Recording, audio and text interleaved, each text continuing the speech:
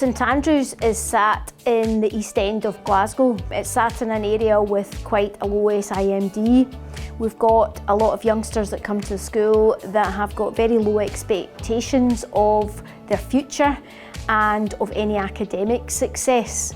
So we do feel it's our job here to ensure that they understand that we are going to ensure that they get academic and vocational success in the school, and that basically that's what the school's about and why we're here. We started with the Ambassador Programme for a number of reasons. We're a very large school, very successful school academically, but there was a range of young people who that success wasn't shared with, and it was really important that we moved that success across a wide range of young people within the school. The SCQF has given us an opportunity to re-look at our curriculum in a manner which doesn't just look at the top end or look at a particular group of young people. It gives parity of esteem with many of the opportunities that young people can do, but it's fundamental that as our society shifts, we have to ensure that we are providing a service for 100% of our young people and not just a certain group that feeds a statistic maybe at national level. We have used the SCQF framework to basically redesign our curriculum. We started off by having a look and putting together every single pathway of every single department in the school. And from there, it led on to how would you keep the young people in your department. So we redesigned it and we came up with a mission statement, which we then got the ambassadors to make their own one. And they were asked to produce new courses, and the principal teachers and faculty heads came back with a barrage of interesting courses that they wanted to put together, and we sold it to them, and we've now got a very nice redesigned curriculum that would take youngsters up to 6th year with a range of qualifications from an SCQF level 4 right up to 7. Young people are now voting with their feet because they can see that there's a real opportunity for success when they go into classrooms where previously it may well be you either pass it or you don't. So we've now got a situation where our young people in classrooms where they're getting multiple levels and different opportunities within that class. Understanding the SCQF really made me feel like I had a lot more options. It helps us to understand that when there's if we're doing subjects such as music, drama, art, whatever, there's different fields within them. So there's costuming within art, there's tech within music, there's musical theatre within drama, things like that. It just gives you even more specific courses. Yeah, it's more specific than the standard maths or English. You've got your criminology, musical theatre, games development, and there's quite a few others as well. You are able to branch out into more creative areas and develop those skills, and which is very helpful for later on in life when you're not at school anymore. You can realise that you don't have to go to uni, you can go to an apprenticeship, you could go to college, and it's not, you're restricted to just stay in one way, or if school's not for you, you realise you have another option to do instead. We've been using additional support. We're very, very lucky at St Andrews. We have a partnership base, and so they basically will be assigned by the year head every year young people that maybe aren't following the normal curriculum and what could we do, and they work with them to get them places in the college or apprenticeships, or to even get them additional qualifications out with the school. There are so many qualifications. We've got stuck in this rut about National 5 and higher. We've forgot there's a whole other range of opportunities for young people that have been kind of missed.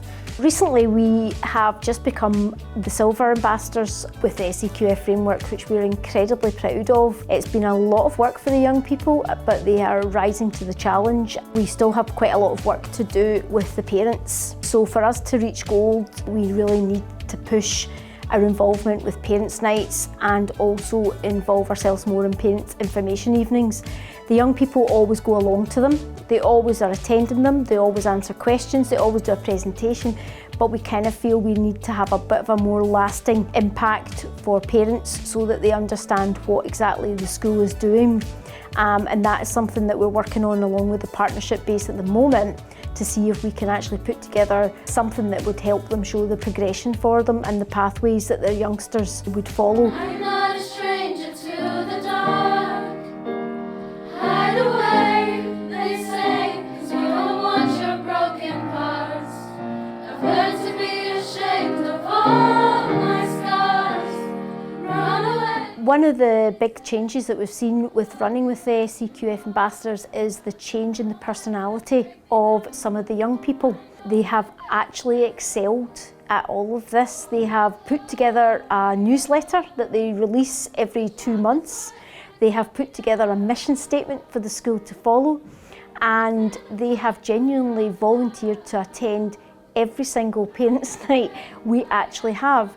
And they've also helped run a study skills evening that I put together for the senior phase. They came along and they helped introduce it, and they also helped to explain the framework to the young people in front of them, what this could do. Even if it wasn't a National 5, they could get an NPA, and they explained all this. It has given them a massive amount of confidence. So the transferable skills has been absolutely amazing. They are now team players and are much more up for being part of the world and in society.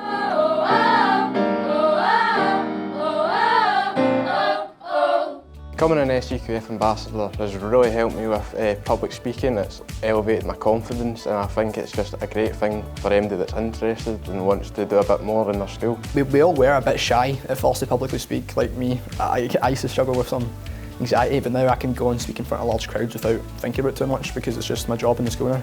Yeah, it's really helped work on communication skills and being able to work as a team and come up with new ideas. It's made us more creative.